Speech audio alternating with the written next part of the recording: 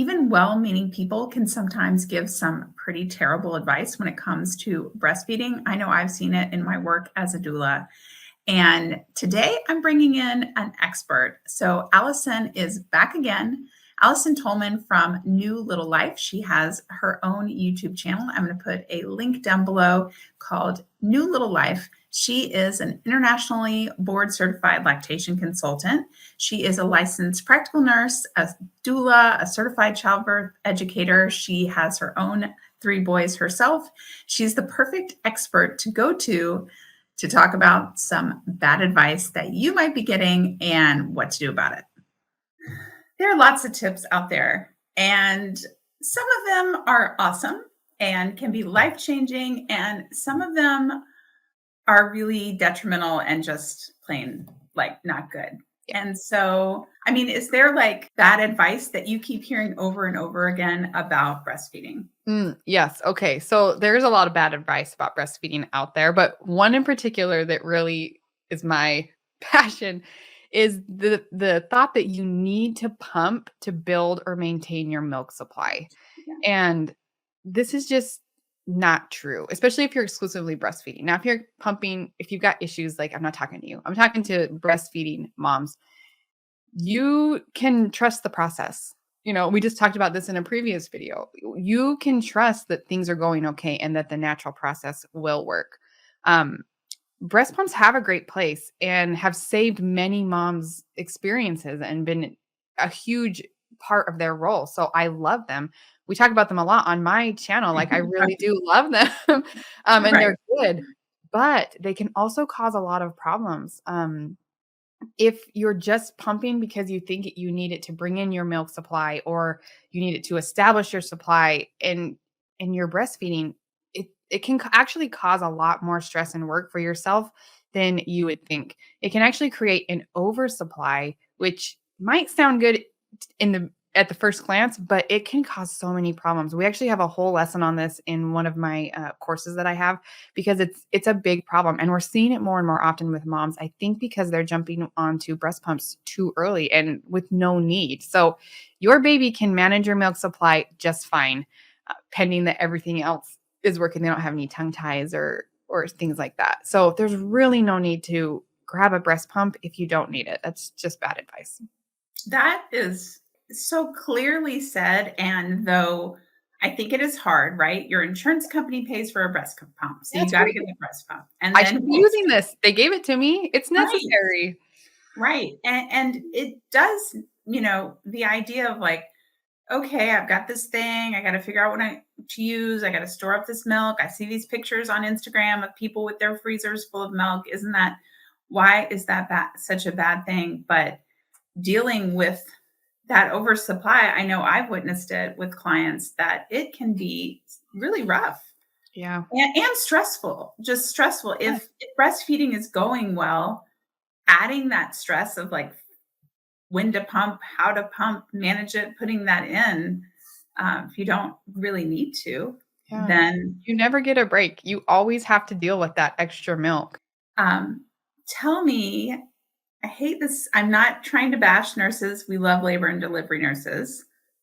Sometimes I'm hearing that people are possibly getting some advice from their nurses that later they find out from a lactation consultant maybe wasn't good. Is there some common bad advice sometimes that we're getting from nurses? Yeah. So I am a nurse and I'm also a lactation consultant. So I'm right with you. Like they're doing the best that they can, but not all nurses are trained in lactation. So just kind of have to take that there. I think the biggest thing I can think of though is that nurses tend to hand out nipple shields more often than they're needed. And again, it is easier for the baby to latch on a shield. So if they don't have the training or the knowledge, that can be a really quick fix for them, but it can cause a lot of problems for the mom and baby going forward. So that's probably the biggest no as a lactation consultant I see that nurses are doing. And again, we need more training. We need more lactation consultants in the hospitals available to help patients, right? So that the nurses don't have to do this, so that they can do what they've been trained heavily to do, correct? Now nipple shields do have a place, and to full disclosure, I used one with my kiddos for some unique issues that I had. So I totally get that. I'm not bashing like never use a nipple shield, but Right.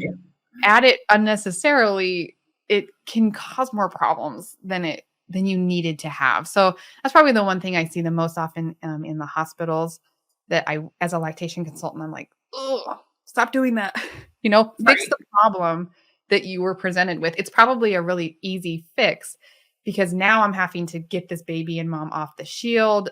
We're cleaning it all the time. You can't feed without it. Like it just creates so much more work when we could have just done this little fix in the beginning and avoided that altogether. Yeah.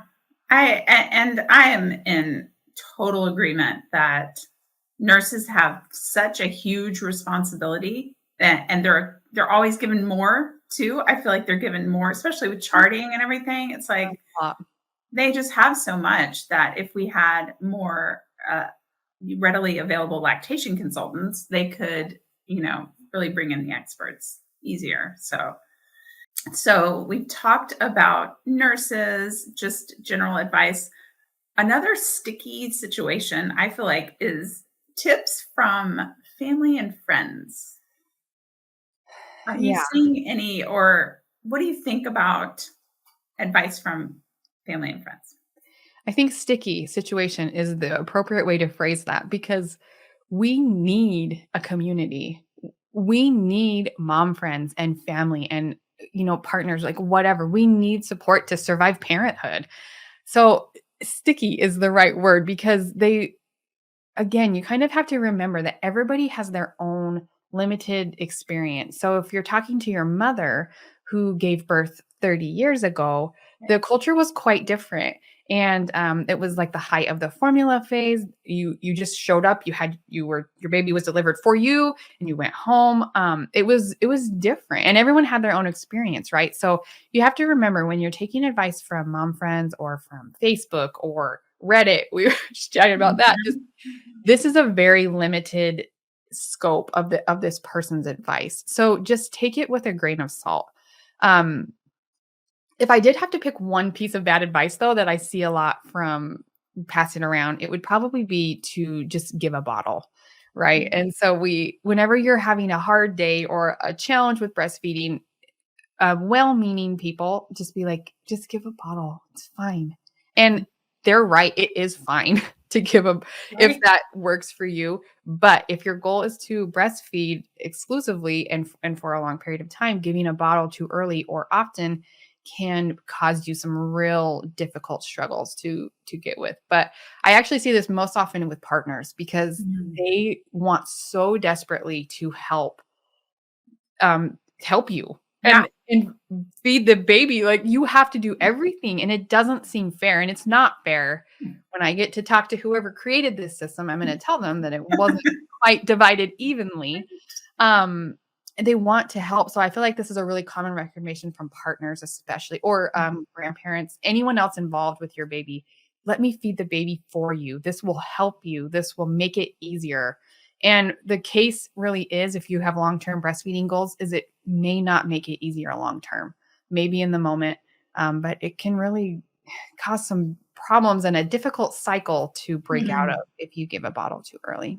Yeah. It actually might be the best option for your family dynamic, and that's 100% okay. Your goals will look different than someone who's exclusively breastfeeding, and Yeah. bottles are not bad. Again, in my course, there's a whole section on how and when to introduce bottles if you need to.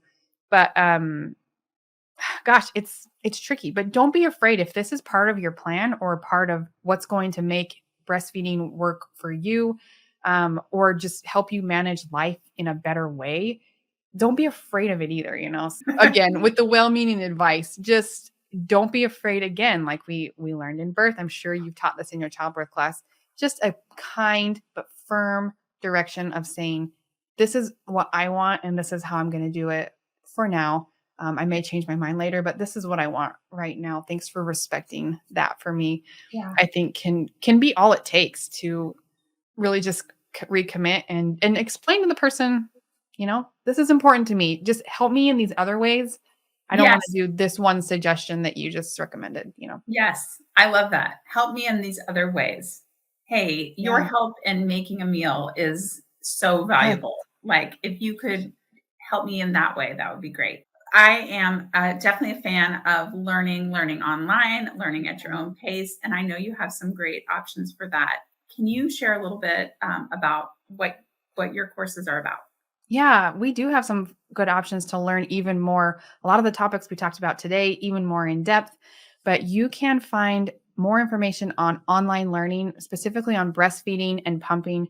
We do have a whole program that's designed for working moms. So if you're a mom at work who plans to breastfeed and then go back to work using a pump, we have the perfect program for you. We also have just individual breastfeeding and pumping courses available as well. And you can find all of that at newlittleLifeLessons.com. There is a link down below, and Alice has a coupon code for you, which I would love for you to use.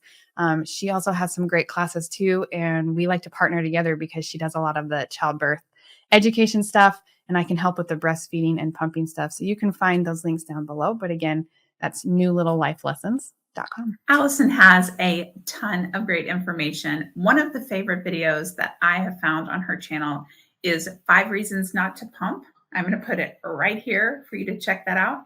And I'll see you guys back here for a new video every week. See you next time. Bye.